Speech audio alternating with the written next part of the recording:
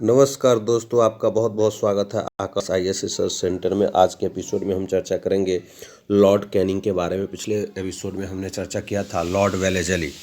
चलिए शुरू करते हैं। आपका बहुत बहुत स्वागत है आकाश आईएएस रिसर्च सेंटर में। चलिए शुरू करते हैं लॉर्ड कैनिंग। लॉर्ड कैनिंग का शासनकाल जो है दो ढंग से हम डिफाइन करेंगे दोस्तों। लॉर्ड कैनिंग का शासनकाल एक गवर्नर जनरल के रूप में हम जानेंगे, और लॉर्ड कैनिंग का एक कार्य जो देखेंगे वो वाइसराय के रूप में। चलिए शुरू करते हैं। 1857 के विद्रोह में लॉर्ड कैनिंग जो है भारत के गवर्नर जनरल थे। चलिए शुरू करते हैं। लॉर्ड कैनिंग 1856 से लेकर 1858 तक के कार्यों को देखने का प्रयास करेंगे। सबसे पहला है कि पहला कार्य है लॉर्ड कैनिंग का 1857 में कलकत्ता, मद्रास, बम्बई में 3 नए विश्वविद्यालय की स्थापना की। याद रखिएगा दोस्तों, लॉर्ड कैनिंग के शासनकाल में ही 1857 में कलकत्ता, मद्रास, बम्बई में 3 नए विश्वविद्यालय की स्थापना की गई। और सबसे महत्वपूर्ण लॉर्ड कैनिंग के शासनकाल में ही 1857 का विद्रोह जो है, रिवॉल्ट ऑफ 1857 जो है, सबसे पहले लॉर्ड कैनिंग के शासनकाल में ही हुआ था। तो ये जो कार्य है लॉर्ड कैनिंग के गवर्नर जनरल के रूप में है, दो कार्य हैं लॉर्ड कैनिंग के गवर्नर जनरल के रूप में। 1857 में कलकत्ता, मद्रास एवं बम्बई में 3 नए विश्वविद्यालय की स्थापना की गई। याद रखिएगा दोस्तों।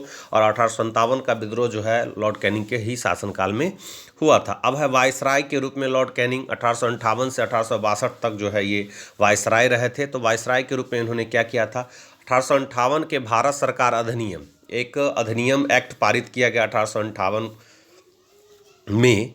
और जो कंपनी के शासन की समाप्ति हो गई, कंपनी के ईस्ट इंडिया कंपनी के हाथ में जो पूरा बागडोर था, है ना, भारत के शासन का, उसको समाप्त करके सारा शासन जो दे दिया गया, प्रत्यक्ष नियंत्रण ब्रिटिश ताज के हाथों में दिया, ब्रिटिश क्राउन के हाथों में जो है पूरा पावर दे दिया। पहले जो है 1858 से पहले जो है सारा ताकत जो है ब्रिटिश ईस्ट इंडिया कंपनी के पास थी, और उस ईस्ट इंडिया कंपनी के सारे ताकत को छीन लिया गया। किसके तहत? 1858 के भारत सरकार अधिनियम के तहत। तो ये लॉर्ड कैनिंग के शासनकाल में ही हुआ।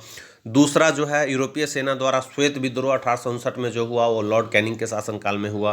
नागरिक विधि संहिता 1859 बना, भारतीय दंड संहिता जो बना वो 1860, और फौजदारी विधि संहिता 1861। याद रखें, नागरिक विधि संहिता 1859, भारतीय दंड संहिता 1860 और फौजदारी विधि संहिता 1861 का निर्माण जो है इन्हीं के शासनकाल में, जब ये वाइसराय थे लॉर्ड कैनिंग, उस समय में हुआ। भारतीय शासन अधिनियम 1861 जो है इन्हीं के शासनकाल में आया। भारतीय शासन अधिनियम 1861 लॉर्ड कैनिंग के शासनकाल में आया। और पुलिस विभाग का गठन भी जो हुआ वो 1861 में ही हुआ। तो इस प्रकार से देखते हैं कि लॉर्ड कैनिंग वाइसराय के रूप में इन्होंने क्या क्या कार्य किए, कुल 5 कार्य किए, और लॉर्ड कैनिंग गवर्नर जनरल के रूप में जो है 2 कार्य किए। जय हिंद, वंदे मातरम। फिर मिलते हैं अगले एपिसोड में। तब तक के लिए दोस्तों जय हिंद, वंदे मातरम।